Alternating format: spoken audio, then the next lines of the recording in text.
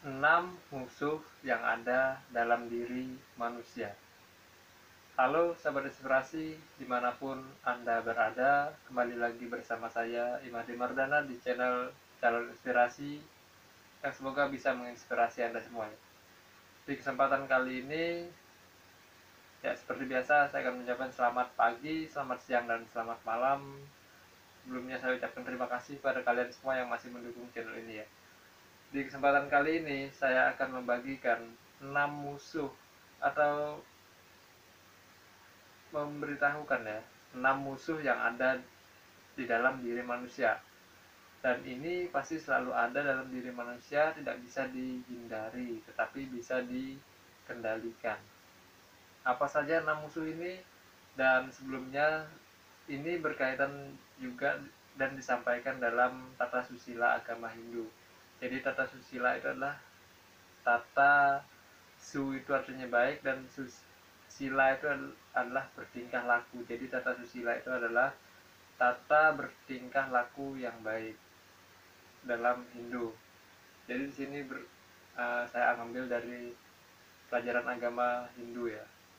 Jadi apa saja 6 musuh yang ada dalam diri manusia yang perlu atau harus dikendalikan? Oke, di sini yang pertama adalah kama. Kama yang artinya hawa nafsu.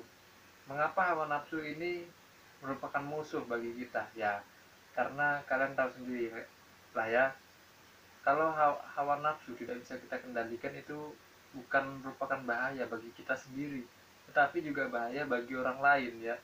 Anda tahu sendiri kan itu. Maka dari itu kita perlu mengendalikan yang namanya hawa nafsu supaya kita bisa terhindar dari hal-hal negatif dan membawa hal-hal positif saja tentang hawa nafsu itu ya. Eh, yang kedua adalah loba atau tamak atau rakus ya. Jadi yang namanya rakus dalam diri manusia itu tidak akan hilang ya. Karena itu bisa muncul kapan saja dan entah itu dalam waktu apa. Yang pasti jika kita tidak bisa mengendalikannya itu akan sangat merugikan kita ya. Bukan kita saja yang dirugikan, tapi kita bisa juga merugikan orang lain. Seperti contohnya kita mengambil jatah orang lain, itu merupakan contoh perilaku loba atau tamak. Dan contoh lain itu terjadi pada koruptor. Dia mengambil jatah rakyat yang seharusnya dinikmati oleh rakyat, tetapi dikorupsi oleh seorang koruptor itu. Betapa tamak atau rakusnya dia, sehingga mengambil jatah dari rakyat. Apakah gaji mereka kurang besar? Sudah lupakan saja. Lanjut, yang ketiga adalah keroda. Keroda ini artinya adalah kemarahan. Ya, Anda tahu sendiri, kemarahan tidak bisa dihindari dari manusia.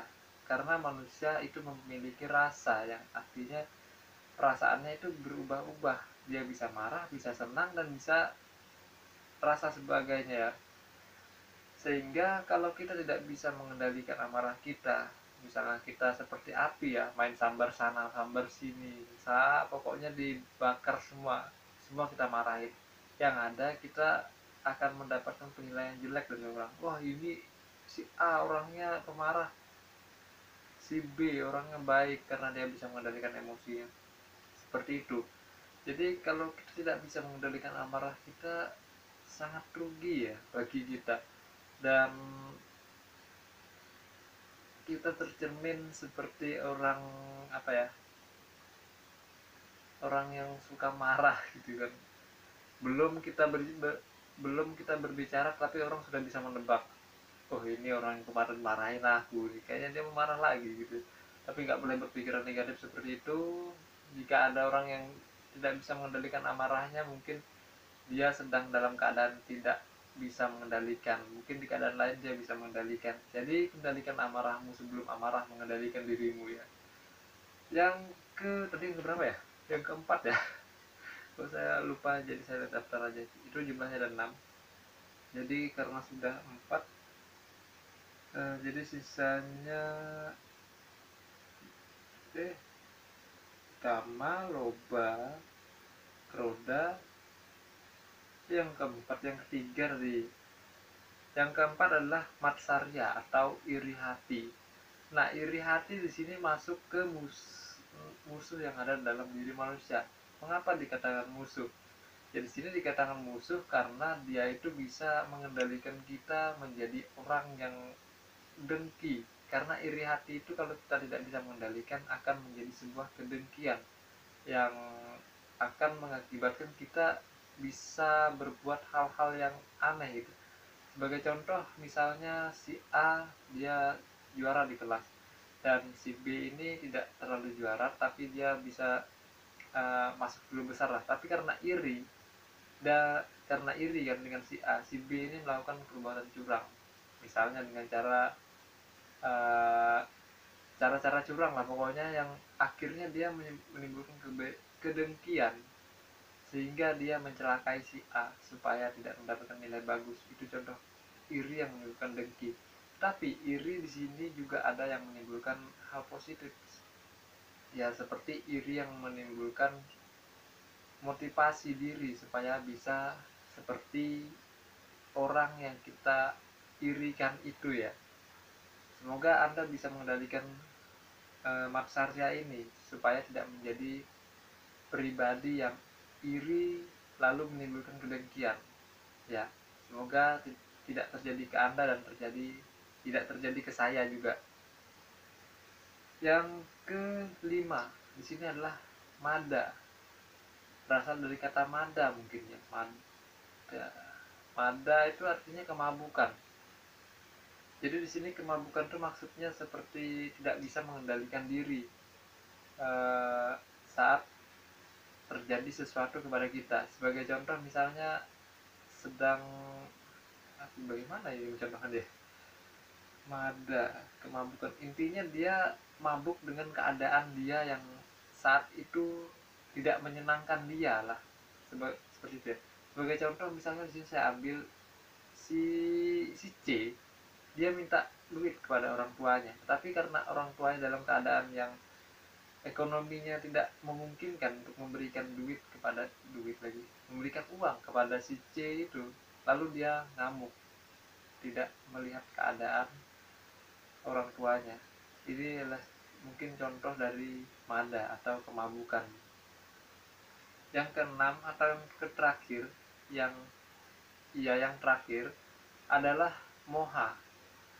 Moha itu mungkin bisa dibilang berasal dari kata manas ya. Manas itu artinya pikiran dan mohanya artinya bingung. Moha artinya kebingungan.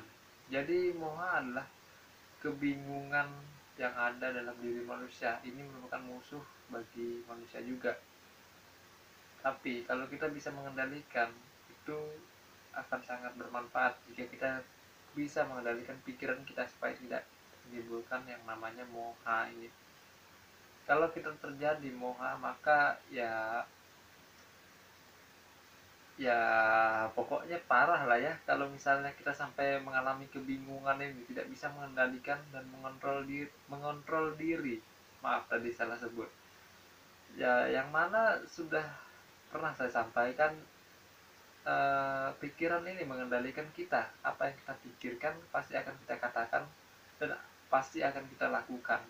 Makanya kendalikan pikiran Anda sebelum pikiran jelek yang mengendalikan Anda, maka pikirkanlah hal-hal yang positif dan bisa membawa Anda ke hal yang lebih baik lagi. Oke, sahabat inspirasi, jadi itu 6 musuh yang ada dalam diri manusia yang harus dikendalikan.